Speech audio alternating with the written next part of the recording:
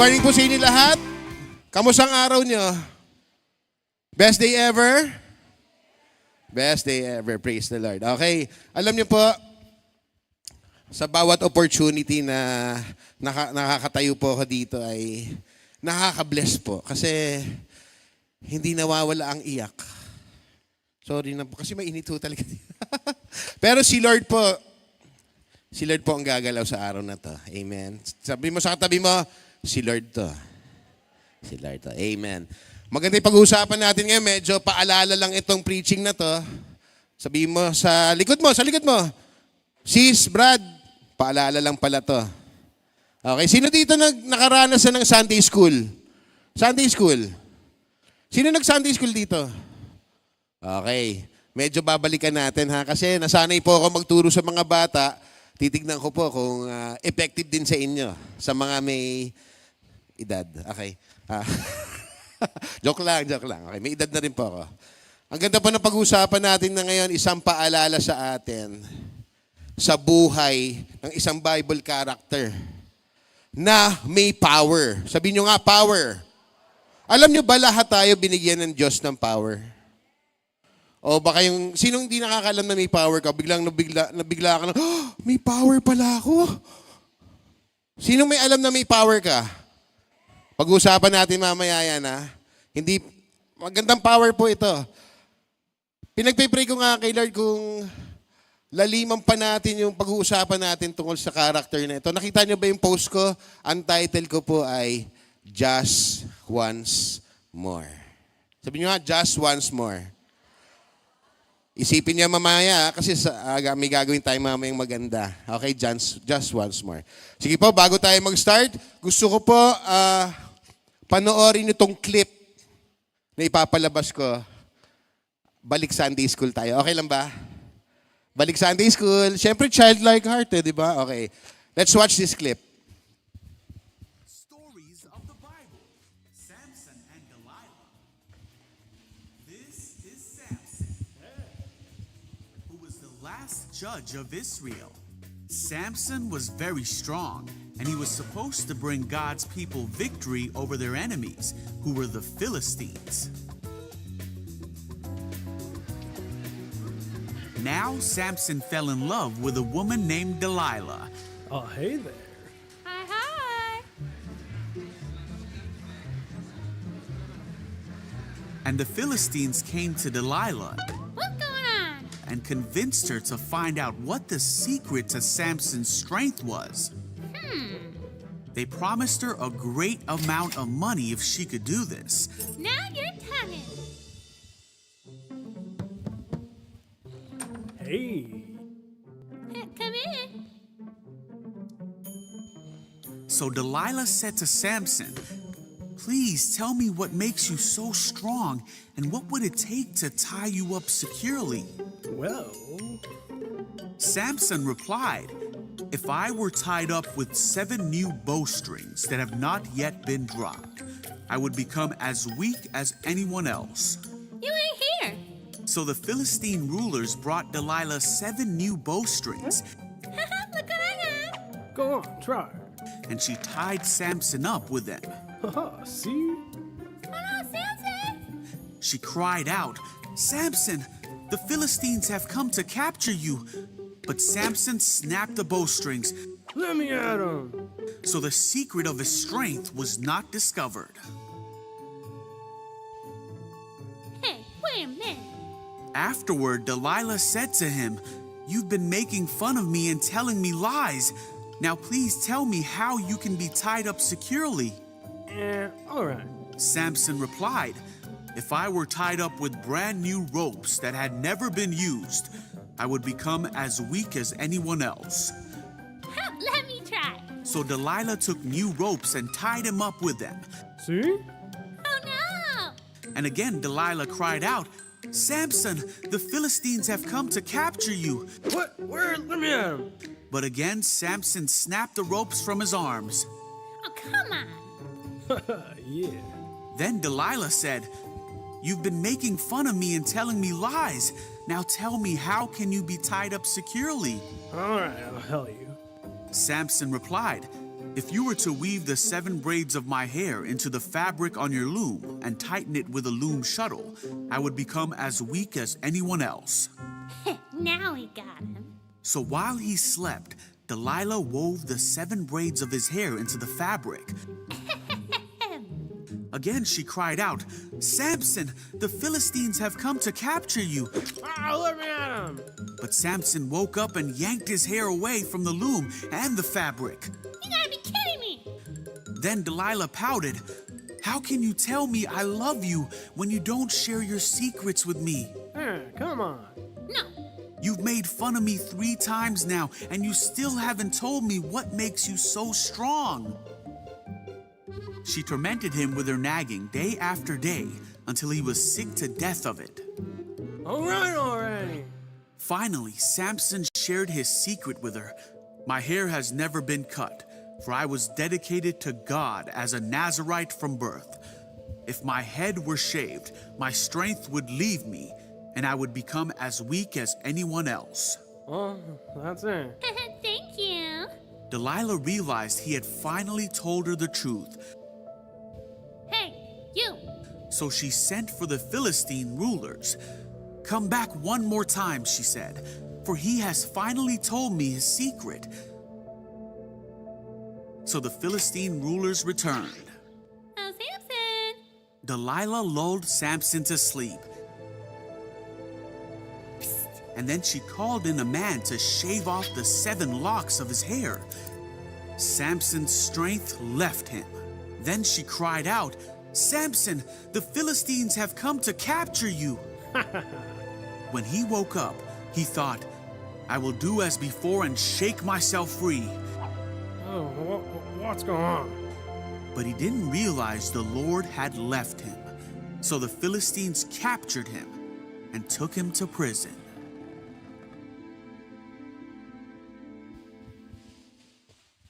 Oh.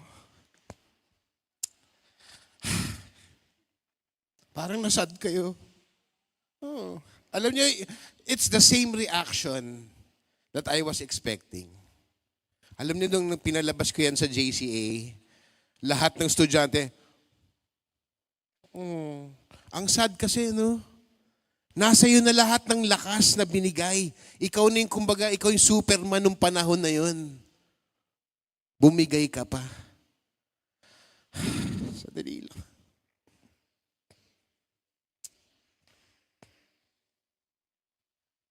Tahimik naman dito. May tao ba? Sadali. Kaya lahat tayo, binigyan ng powers ni Lord. Kaya lang, bumibigay ka pa.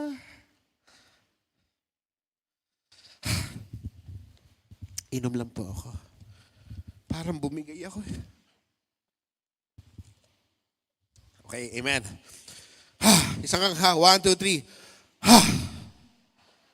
Okay, so, buti lang hindi sabay-sabay. Okay, nag-gets nyo ba yung clip about Samson? Kaya ako pinalabas yun kasi kahit cartoon siya, kahit animation siya pambata, pero yung message nandun eh. Nakita nyo? Hanggang ngayon, pag pinapanood kayo, parang nakaka-relate ako eh. Nakaka-relate ba kayo? Sa lahat ng powers na binigay sa atin ng Panginoon, bumibigay ka pa rin.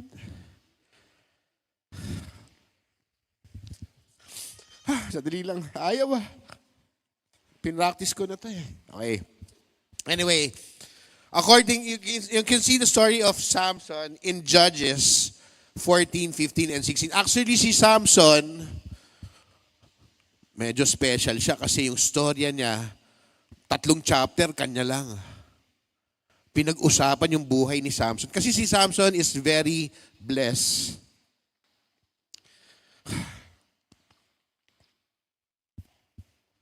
Very blessed si Samson kasi isa lang siya sa binigyan ng powers ni Lord to protect from the Philistines. Yun yung kanyang trabaho. Protektahan mo kami from the Philistines. Kaya lang. Mamaya yung kaya lang. Medyo malalim yan eh. So ito si Samson, blessed na blessed siya ni Lord. Kaya lang, kung babasahin nyo sa verse 14, 15, dito na tayo, ang topic na natin is about his failure. Sa 14 and 15, mababasa nyo doon na yung ugali niya, kasi Nazarite siya, never been touch yung hair, bawal maghawak ng patay. Basahin nyo na lang, so 14, 15 na, yung kanyang buhay. Nag-skip na tayo para malaman na natin kung ano ba talaga ang nangyari kay Samson. Okay ba yun? Okay po ba yun? Huwag nyo tingnan na masama. Nabasa ko lang din to. Kaya po, si Samson was a very powerful man that God had gave Samson. Kasi yung nanay at tatay niya humingi ng anak, nagkaroon si Samson out of the birth of, with the power of the Lord. Kaya lang, sa pagtagal ng biyahe ni Samson sa kanyang buhay, yung power ni Lord, he took it for granted. Pinabayaan niya. Kaya ito, nakita ko na take ko to eh. Pag binigyan ka ng powers ni Lord, iyon na yan. Hindi na niya kukunin yan. Hindi si Lord ang kumukuha ng powers mo. Sino? Yung kalaban ni Lord. Kaya baka nakakalimutan nyo na, may kalaban si Lord, ha? Siyempre, malapit tayo kay Lord. Nakakalimutan na natin yung kapaligiran natin. Kaya si Samson, binigyan ng powers si Lord, and he was semi-grateful. Say, semi-grateful. Siguro masaya siya ng onte, pero inabuso niya yung kapangyarihan na binigay ng Diyos sa kanya. Madami siyang ginawang bawal as a Nazarite person. Basahin niyo sa 14 and 15, marami siyang bawal na ginawa. Yung bawal ka humawak ng patay, bawal ka yung mga carcass ng ganito, animals and all. Bawal ka magpagupit, bawal ganito. Yun yung kanyang, kumbaga, secret. Cannot touch this, cannot touch that. Pero, at bawal din siya makihalubilo sa hindi niya ka-faith. Sa unbeliever. Don't be equally yoked to unbelievers. Parang ganon. No judgment. Okay. Kaya si Samson sa Judges 16, let's skip to 16, 15 to 22. Nakakilala siya, nakita niya si Delilah. Ano si Delilah dito? Maganda, attractive, siguro mabango, mapang-akit. Nakita niya ni Samson. Sabi pa nga niya sa tatay-tatay niya, Joshua version na, Ma, Dad, gusto ko yung babaeng yun. Kunin mo para sa akin. Ganon naging disrespectful si Samson kasi alam niya yung powers niya eh. So naging disrespectful siya. Bastos. Pati sa nanay-tatay niya, hindi niya siya ginalang. Ang sabi pa nga ng nanay-tatay niya, huwag na yun anak, kasi hindi naman natin ka-faith yun. Marami naman tayong kasama sa simbahan eh. Bakit yun pa? Hindi, gusto ko yun. Kunin niyo sa akin, aasawahin ko yan. Joshua version yan ah. Don't judge me. Okay. So forward. Kikikikikik. Judges 16, 15 to 22. Eto na ang nangyari sa kanya. Nag-meet na sila ni Samson and Delilah. The classic story. Sino nakakaalam ng story ni Samson and Delilah? Di ba? Very classic. It's about the boy and the girl. Na si Samson na in love kay Delilah. Si Delilah ba na in love sa kanya? Malalaman natin. Ang chika. Finally, malalaman na natin kung ano nangyari. Okay, so, eto naman si Delilah, nabuyo ng mga Philistines. Siya ang ginamit. Kasi si Samson, takot lahat ng mga Philistines sa kanya dahil si Samson, yun yung pumatay siya ng lots of men just using the jaw of the donkey. Ganon siya kalakas. Bilangin nila, ayoko magsabi ng number, baka ma-theology ako dito eh. Basta ginamit niya yung jaw ng donkey, pinatay niya maraming Philistines. Ganon siya kalakas. Oh, the jaw of the donkey. So ganon siya kalakas ha. Hindi siya namamatay. Kaya lang, one day, may nakita siyang Delilah. Parang gumanon yung iba. Alam ko na yung mangyayari dyan. Narinig ko na yan. So nakita niya si Delilah, instant love. Siguro. Kasi may gusto siya kay Delilah or meron siyang gusto kay Delilah. So, madali sabi, nakita na sila. Si Delilah ang ginagamit ng Philistines para malaman ang weakness ni Samson. So, nakita niyo dun sa clip, 3 beses siyang tinanong. Itong tanong ni Delilah. Samson, ano ba kahinaan mo? Di ba nung una pa lang sana, lumayo ka na nun? Ikaw tatanungin ka, Joshua, ano kahinaan mo? Ba't ko sasabihin sa'yo? Ba't mo sasabihin kahinaan mo? Di ba yun nga yung pinoprotektahan mo? Yung kahinaan mo? Ayaw mo nga ipakita sa mundo na mahina ka, ganito, ganyan. Gusto mo papakita mo sa mundo yung kalakasan mo. Pero si Delilah, ang tinanong, anong kahinaan mo? Hindi pa nangutob si Samson nun. Sana nung unang tanong pa lang, tumawag na siya ng pulis. Mukhang masama ang intensyon sa akin ng babae ito. Pero umabot sa 3. Di ba nung una, sinabi kung merong fresh na tali niyo ako, mawawala ang powers ko. Hindi naman nangyari. Yung pangalawa, kalimutan ko na yung pangalawa, hindi rin nangyari. Yung pangatlo, itali mo yung buhok ko, yung braids ko, dun sa pang ganon, at at mawawala ang powers ko. Pero hindi nangyari. Tahimik natin Parang walang nangyari. Judges 16. Then she said to him, how can you say, I love you, when you won't confide in me? Anong naging weak point ni Samson? Sinabi ni Delilah. 3 beses mo na akong niloloko. Hindi naman totoong nangihina ka. Baka di mo na ako love. Nasabihan ka lang, baka di mo na ako love. Niloloko mo lang yata ako. Baka di mo na ako love. Di ba nangyari minsan sa atin yun? Di ba? May gusto kong makuha. Di mo makuha? Baka di mo na ako love. Mga champ, pag di ka lang nasabihan, baka di mo na ako love. Love lang nang hina ka na? Buti kung love kay Lord. Yun yung kalakasan mo. Kaya lang, love ito na may kasamang lust. Hindi mo na ako love. Hindi mo na ako love kasi hindi mo sinasabi kung paano ka manghina.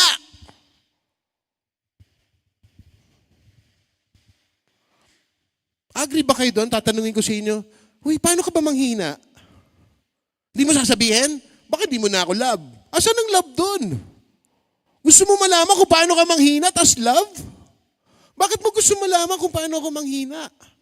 Kaya lang, hindi naisip ni Samson yun. Kasi, nalunod siya sa power. Nalunod siya sa power na binigay ni Lord. He took advantage of everything. Kasi alam niya, kahit anong mangyari, hindi mawawala ang powers ko. Tamo, gumawa na nga ako ng kalokohan. Kung ano-ano ginawa ko ng mga bawal, pero may power pa rin ako. Hindi mo na ako love. Kaya lang. May kaya lang. Hinga nga tayong malalim. Ito na. Malalaman na natin kung love ni Delilah si Samson. Gusto niyo ba malaman kung talagang love niya si Samson? O isang malalim na hinga. 1, 2, 3. Okay. With such nagging, yun lang. Ba't naputol? With such nagging, she prodded him day after day until he was sick to death of it. So, verse 17. So, he told her everything. Di mo na ako love.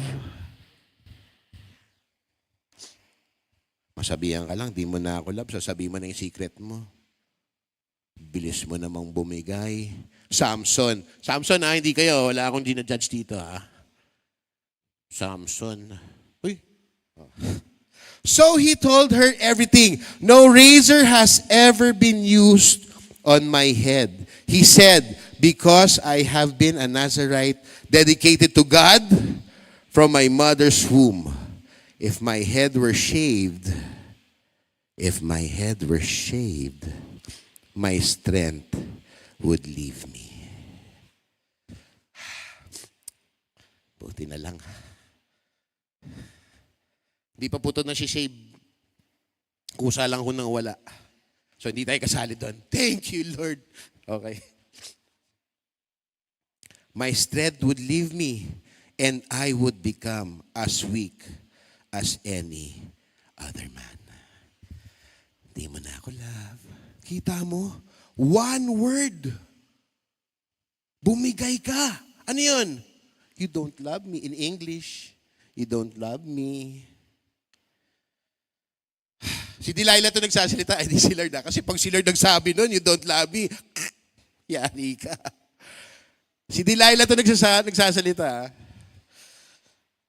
Inisip ko nga nung pinag-aaralan ko tong si Samson, bakit sa lahat naman ng powers na ibibigay sa kanya ni Lord, sa buhok pa galing? Bakit sa buhok pa? Hindi na lang sa kuko para talagang kahit maputol, di ba? O kaya sa kilikili, o kung saan man. Bakit sa buhok? Yun pa naman yung madalas nating mawalan. Di mo na ako love. Bakit sa buhok? Kasi po ang buhok, yan ang pride natin Tao. Tao bilang tao. Ito pride natin. Kung sa babae, kung bagong kasal, kailangan mahabang hair. Tapos pakukulutin. Kung sa lalaki naman, kung buff ang katawan mo, dapat long hair ka, rockista ka. Paano kung wala na? Buti na lang, hindi na ulit yung powers na yun. Thank you, Lord. Palapakan naman mga kalalakihan dyan. Makisama naman kayo sa akin. Natuwa nga ako, sabi ko, hindi na naulit to. Thank you, Lord. Kasi hinang-hina siguro ako ngayon. Judgers. Sabi ko, thank you, Lord. Once lang nangyari. Hindi na naulit yung power source niya na buhok. Kasi ang power na natin si Jesus. Inside of us. Hindi na kailangan ng physical. Basta laking pasasalamat ko. Alam ko maraming nagpapasalamat dito mga lalaki. Parang, buti na lang. Kwento lang. Kwentuhan lang. Kaya yung buhok na is very important. Si Samson, yun yung kanyang trademark. Di ba pag long hair ka, you're strong?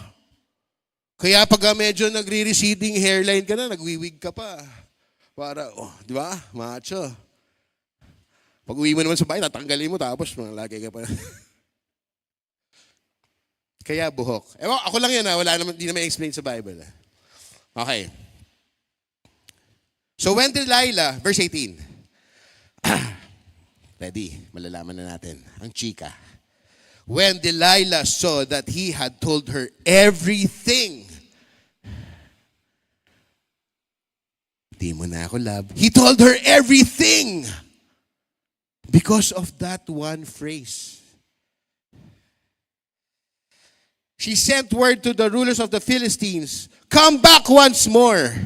He has told me everything. So the rulers of the Philistines returned with the silver in their hands, yung bayad kay Delilah. After putting him to sleep on her lap, naku po, may humabol pa. She called for someone to shave off the 7 braids of his hair, and so began to subdue him and his strength. Pakibasa nga yung last. Hindi yan right, left him. De, joke lang yan. And his strength left Samson. Di mo na ako love. Ooh. Siguro kung mag-a-apply pa ngayon na magpapagupit ka na lang sa barbero. One word lang. Di mo na ako love. Okay na. barber's cut. Then, eto na guys, okay yun. Then she called Samson, the Philistines are upon me. Help, Samson! Eto na. Si Samson, na hindi niya alam yung nangyayari sa kanya kasi galing sa tulog, akala niya malakas pa rin siya. Talagang ready na ako. Kasi siguro si Samson, na-realize niya, after three pranks, pinrank siya kasi ni Delilah, di ba? It's a prank. Di mo na ako love. Hindi niya alam, nung natutulog si Samson, kinalbo na siya. So good for him. Good for us, guys. Kinalbo na siya. Pero ang feeling niya, malakas pa rin siya. Ito sinabi niya. He woke up from his sleep and thought, I'll go out as before and shake myself free. Na-realize din niya na niloko siya. Kaya lang, naging ano siya, parang complacent siya kasi powerful ako eh. Hindi mo ako hindi mo na ako love.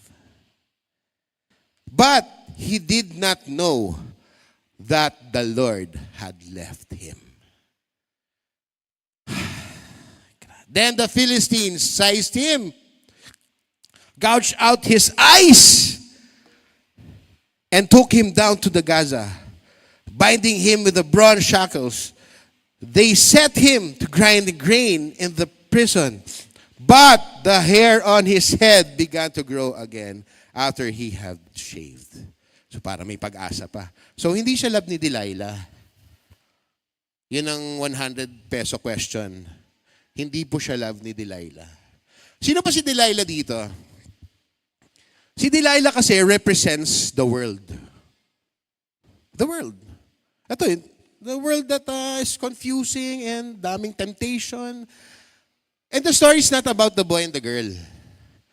It's about your powers. Use your powers that God gave you. Hindi ito tungkol sa kay crush, kay equally. May pagka ganon. Kasi syempre sabi naman ni Lord, huwag kang makikihalo sa hindi mo ka-faith. Christianin mo siya. Hindi, ako lang yung nagsabi. Di ba? Kasi mahirap, pag may relationship ka, tapos hindi kayo same faith, ang hirap nun. Pati si God, pag-aawayan nyo. Pinag-aawayan nyo na nga kung sa Jollibee kayo o sa Tapsi ni Bibian. Pati si God, pag-aawayan nyo. How dare you? Ate ba yan? How dare you? Di ba? Ang dami nyo nang ang gulo sa mundo, pati si God, hindi kayo magkasundo. Kaya po, mga kapatid, kailangan ang relationship natin, to be honest, real talk, same faith. Pareho kayong Christian. Kasi at least pag nag-away kayo, at yun ang note sa atin sa mundo, kailangan pag may relationship kayo, hindi pwedeng mawala ang away. Di ba ganun ang quote sa amin? Kami ni G, hindi kami nag-aaway eh. Pati kami lagi yan. At least pag may diskusyon kayo, si Lord, may sentro. Kaya same faith. Huwag niyong gawing masamaing don't be equal yoke. Grabe, napaka-technical mo naman. Okay lang maging technical kasi buhay mo naman to eh. Yung technical na yun, ang haba ng daratingin nun. Good example, si Brother Eli, Tita Linda. Ilang years na po kayo? 2 years? 2 years na sila. Ilang years na po kayong kasal? 54 years. Why? Because God is at the center of your relationship. Nag-aaway ho ba kayo madalas? Kanina lang. O sige, okay. Amen daw. Sino na dito ang 60 years ng kasal? 60 years. Sa online. O sige, kayo po. Yung nasa online, kung 60 years na kayo, God is at the center. Hindi ka tatagal ng relationship kung may panabla. Si Lord hindi panabla. Siya ang liwanag. Kaya si Samson at Delilah, clash. Isipin mo, kung love niya si Samson, bakit niya gusto malaman ang kahinaan mo? Ganun ang mundo. Ang mundo gusto niyang malaman yung kahinaan mo. Si Samson tayo yun, may powers tayo. Kaya lang nagiging minsan ignorante tayo sa powers. Or, sorry, hindi pala ignorante kasi matatalino tayo, abusado.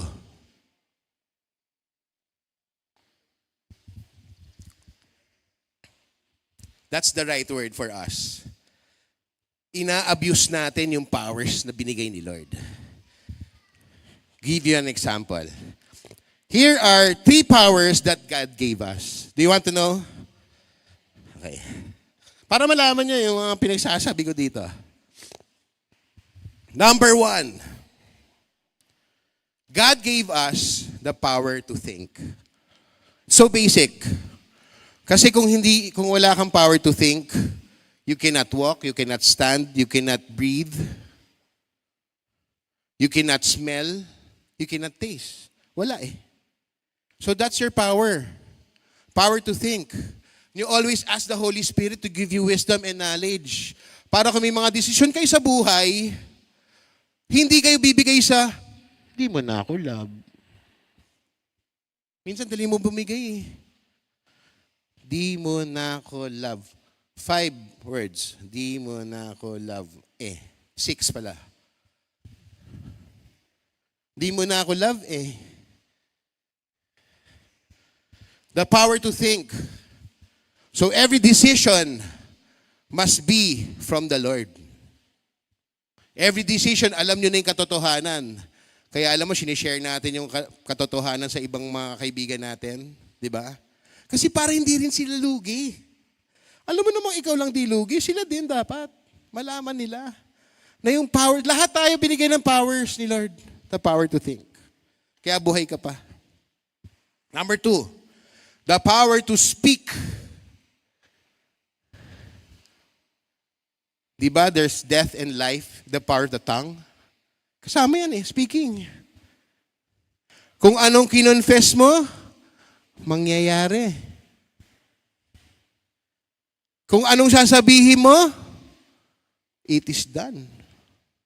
Kaya maganda ang power mo to speak. Do not abuse. Ito minsan ina-abuse natin Kasi, huy, alam mo, Marek. Huy, alam mo ba si Daniel? Daniel Rason. Joke. Di ba? Uy, alam mo ba yung latest? Yung gano'n? Inaabuso natin yung power to speak. Imbes na kung ano-ano lumalabas sa bibig nyo, share God's love. Kung anong ginawa ng Diyos sa buhay mo, ilabas mo sa bibig mo yan. Meron nga akong kaibigan hindi ko lang sasabihin na si Aris yun. Meron akong kaibigan, he chose the right path.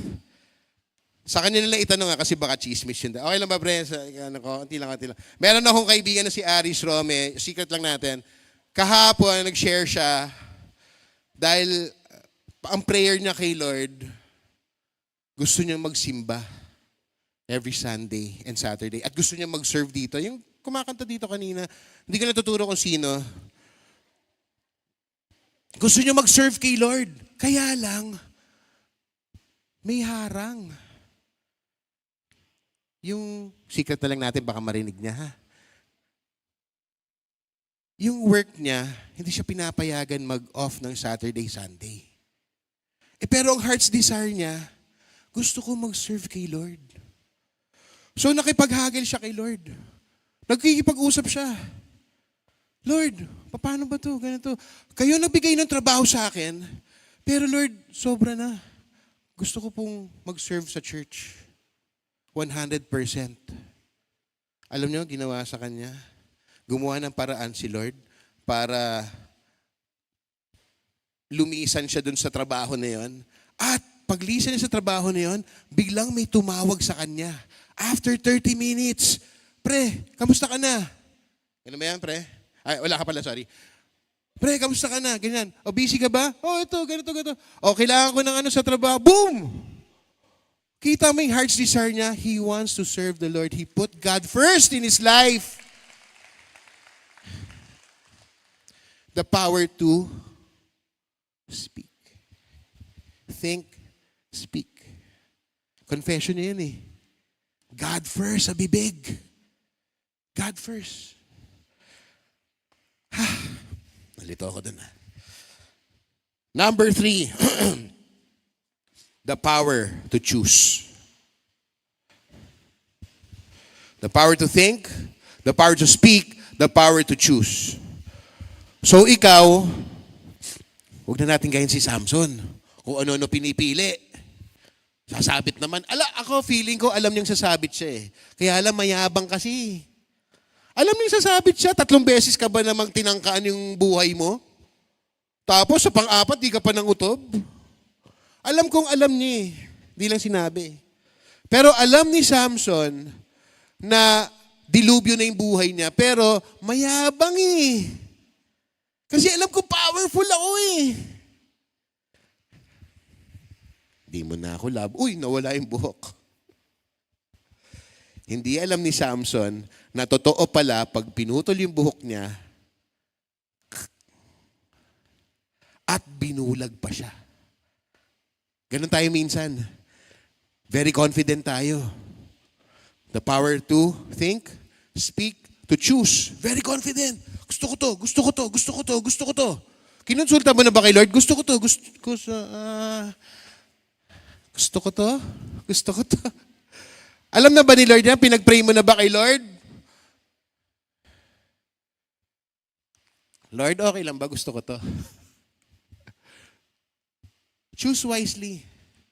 Consult to God first. Put God first in your life. Yung reality yung totoong siya talaga, every second, every millisecond of your life, put God first. And choose what He wants for you. Thank you, Lord. Si Samson, nagkaroon lang siya ng parang fallback. Kasi nga siguro, overpowered na siya. Ito nga warning ko sa inyo. Yung 3 powers na yan, pag medyo alam nyo ng sobrang talino nyo na, yung pagka tinanong ka, ang sagot mo laging theology, medyo, tinanong lang naman sa'yo, saan ka nakatira. Ano, according to the Hebrew books, the Israelites and the, tinanong lang naman saan ka nakatira. Medyo mag-isip ka na nun. Go back to basic, go back to God. Basic lang si God eh. Alam mo, ang maganda kay God, hindi niya kinokomplikado yung buhay natin. Tayo lang yun eh. Si Samson, lahat ng power, siya na si Superman nung panahon na yun. Siya na si Shazam. Anytime, he can kill anyone. By the power of God. Grabe. Pero inabuso niya. Ganon din tayo guys. Marami tayong kapangyarihan sa katawan. Huwag natin abusuhin. Unahin natin si God. Konsulta mo na kay God. God, pwede ko ba gamitin itong powers na to? Pwede yun. God, give me wisdom and knowledge kasi meron akong paggagamitan ng powers ko. Galing lahat yan kay God. Judges 16, 1-22, this is the verses that Samson got defeated. It's because of his pride. It's because of his disobedience. And he fell into temptation. Isipin mo, sa laking tao niya, sa braided hair pa niya, sa lakas niya, nahulog pa rin siya sa temptation. Bakit? Inabuso niya yung powers. Si Delilah ang kanyang kryptonite. Di mo na ako love. May transaction ka na alam mong sasabit pero namimilit yung katransaction mo. Di mo na ako love. O sige na nga. Niyaya ka ng classmate mo, Tol, halika, punta tayo dun sa masamang lugar, yung inuman, tapos sasabit tayo, maraming sigarilyo, magkakasakit tayo, punta tayo dun. Ayoko, Tol, sabi ng nanay ko, masama dun. Di mo na ako love. Halika na nga. Pre, ano ba? Type mo ba si ano? Ikaw, type mo? Di mo na ako lang. Ikaw, sabi ng tatay ko, pag nagpunta ako dyan, mahuhulog tayo sa bangin. Saan? Oo nga, wag na tayo tumulay. Kaya si Samson, ako naniniwala, at some point, Yung powers niya nagamit niya sa mabuti. Kaya lang, may weakness ang mundo. Si Delilah ang mundo. Nilagay tayo ni Lord dito para makilala siya. To know His Word. And the truth will set you free. Pero merong mundo. Mangungulit sa'yo. Magte-tempt sa'yo. Andyan. Take note. Pakisulat to sa isip nyo. Hindi ka mananalo sa temptation. Hindi ka mananalo sa kasalanan. Wala tayong kapasidad nun. Parang nainis kayo dun. Never, ever, super duper in your life, mananalo ka sa temptation. Temptation is always there. Sin is always there. Satan is always there. Anong dapat gagawin mo? James. Sinabi sa James 4:7, submit yourself then to God. Resist the devil and he will flee. Sinabi pa dito, submit yourself to God and fight the temptation. Ang temptation, andyan lang yan. Hindi pa kasalanan yan. Pero pag pumasok ka na, hindi mo na ako love. Kasalanan na yun. Nung humiga pa nga lang si Samson doon sa lap ni Delilah, kasalanan na yun. Hindi naman sila resist the devil and he will flee. Ikaw na ang lumayo. Ang temptation nandyan lang yan. Alam mo maganda sa temptation, isang lugar lang siya eh. Alam mo sa kasalanan, isang lugar lang siya. Kasi ang kasalanan, lagi nagtatago yan. Ang kasalanan, lagi sa dilim. Hindi nagpapakita ang kasalanan sa liwanag. Tutunaw siya. Kita mo, disco house, bar, ano pa ba, yung mga sumasayaw-sayaw, kung ano, di ba? Maliwanag ba doon? Saka isang lugar lang sila. Takot din niya mo gani. Ang kalaban, bubuyuin ka lang. Sasabihan ka lang na, hindi mo na ako love.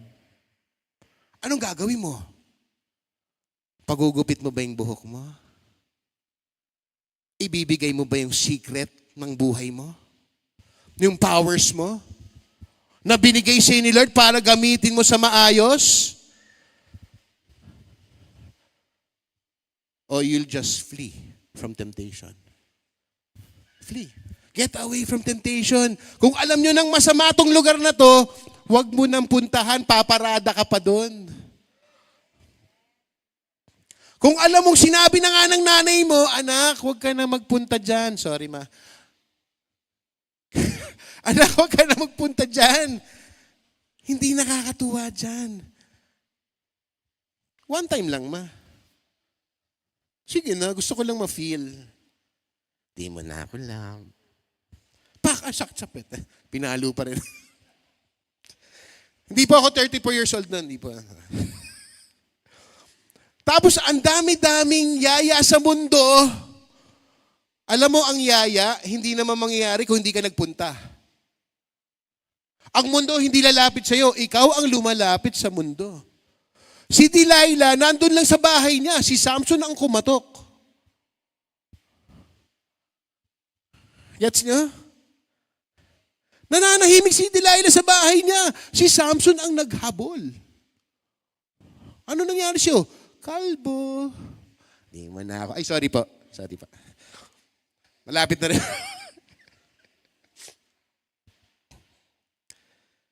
Kaya na-abuse niya yung powers niya. Because of pride, disobedience, he fell into temptation. Pero ito, guys, as I am, bakit 10:30 pa lang? Ang bilis ko mag-preach, ano? Grabe, thank you, Lord.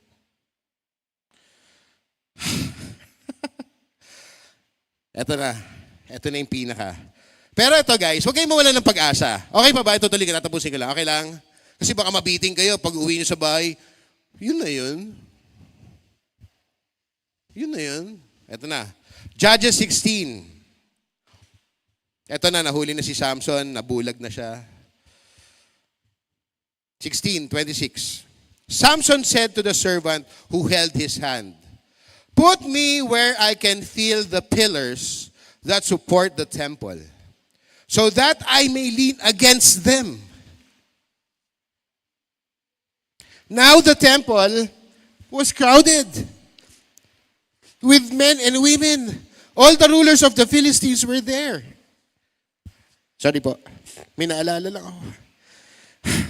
Di ba na ako lab? Okay. And on the roof were about 3,000 men and women watching Samson perform. Eto guys, nahuli na si Samson, gumawa pa sila ng party para kay Samson. Kasi natalo na nila yung pinakamalakas na tatalo sa Philistines forever. At least ginawan siya ng party. Nahuli ka na, may party ka pa. Gagawin na siyang laruan. Kasi wala na, nanghina na eh. Then Samson, for the first time, according to the Bible, ito na. Then Samson prayed to the Lord. He said, "Sovereign Lord, remember me." Kita mo na, no? Yung remember me, very powerful pala yun. Alam mo yung sa cross of Calvary, yung good guy and bad guy, nakasama ni Jesus, ano sinabi niya? "Jesus, remember me."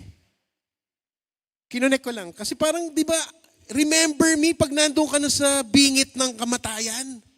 Ano sinasabi mo? Ay, ano ba dito? Basa? Hindi.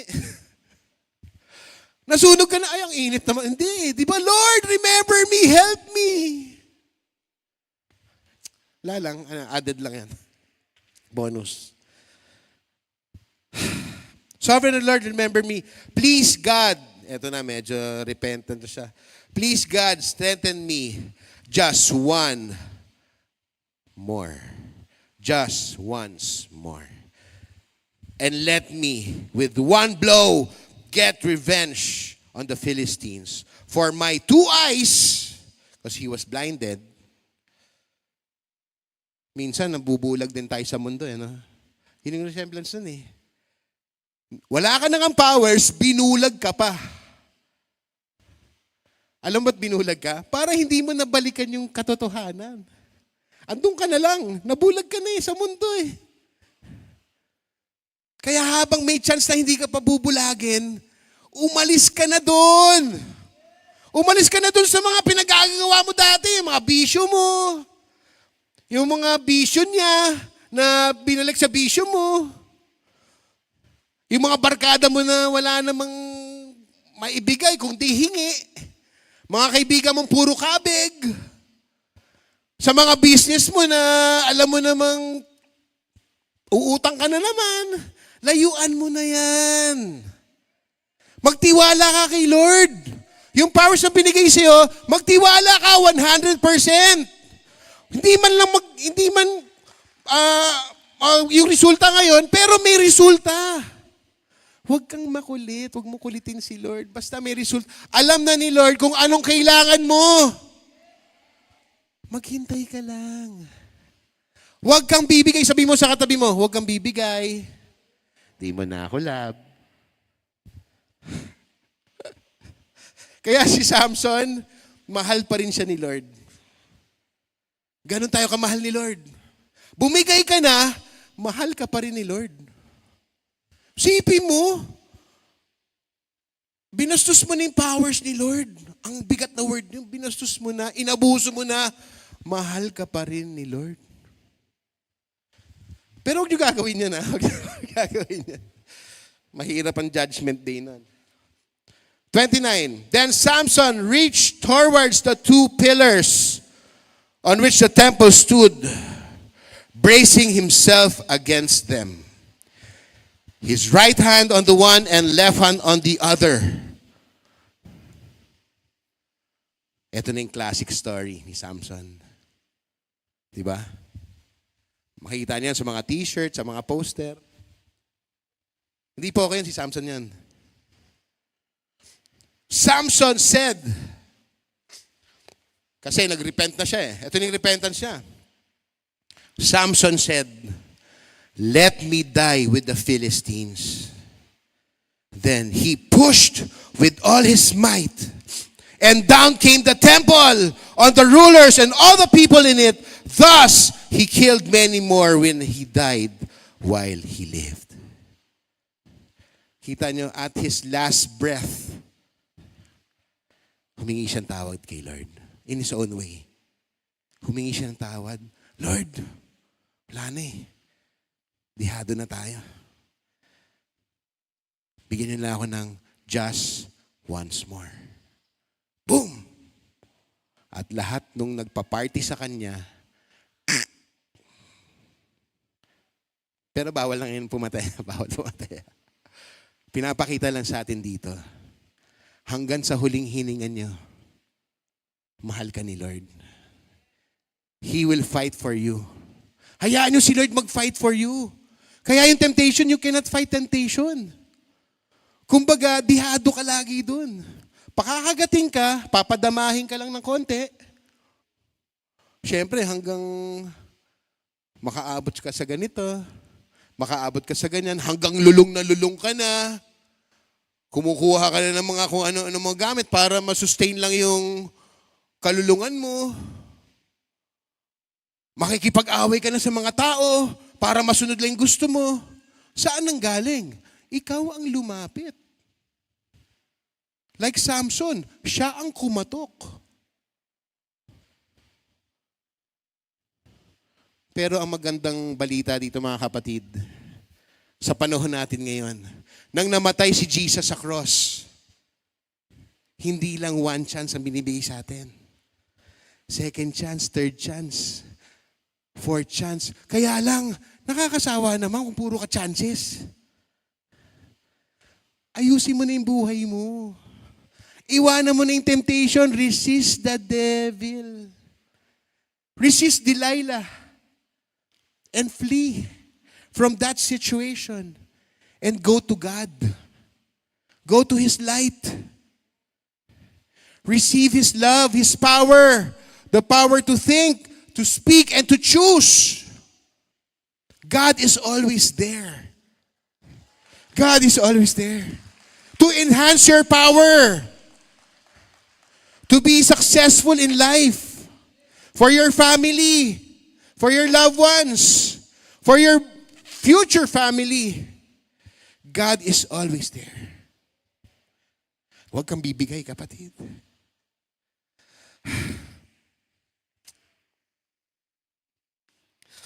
Kaya alam nyo, sa lahat ng ginawa ni Samson, nakita niya yung galaw ng Diyos. Binigyan ka na ng powers na abuso natin. Pero hanggat sa huli, andun pa rin ang pag-ibig niya. He will save us. Kaya alam niyo, lagi kong pinapaalala, yung sa lahat ng makita ko, lagi kong pinapaalala, alalahanin niyo nung una niyong nakilala si Lord. Baka nakakalimutan niyo na. The first time that you met Jesus. And you said the sinner's prayer. Baka nakakalimutan niyo na. Kasi daming distraction sa mundo. Alalahanin niyo kung anong date yun. Kung anong date ka na-baptize. The grace of God came to you. Nalaman mo yung pag-ibig niya. Totoo pala. Lagi niyong aalalahanin yun. Do not forget that important date that you received Jesus in your life. Always be thankful na ngayon nung namatay si Jesus sa cross of Calvary, He gave us the freedom, the free will to choose what is right, and gave us life and eternal life. For God so loved the world, He gave His begotten Son, that whosoever believes in Him will not perish. Will not perish, but have eternal life.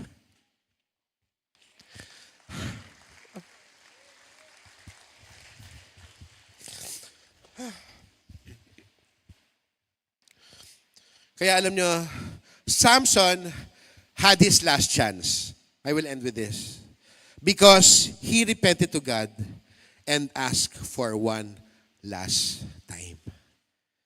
Pero sa atin ngayon, we are so blessed because of His grace and His righteousness and His glory. Hindi lang one chance.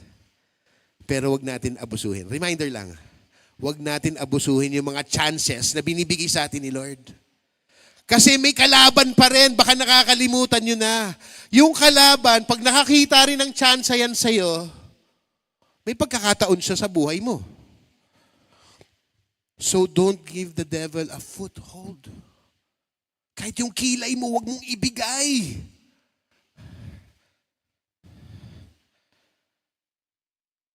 Si Lord, binigyan na tayong buhay na walang hanggan, nag-aabang lang yung kalaban. Huwag ka na magpunta doon. Dito ka na sa liwanag. Para si Lord ay ating Diyos. Amen. Tayo tayong lahat. Raise up your hands as we end. Everybody raise up your hands to the Lord. Say that only compassion and mercy flow to my life. Say, may my personality show humility and love. Say this out loud. Say, Jesus Christ. Say, Jesus Christ. Thank you for giving your life for me. Can you say, I love you, Lord? Say, I love you, Lord. I love my family. Thank you for my life. Say, thank you, Jesus. Say, thank you, Jesus, for giving us the best day ever. In Jesus' name we pray. Amen. Hallelujah. Hanggang sa muli po, God bless you.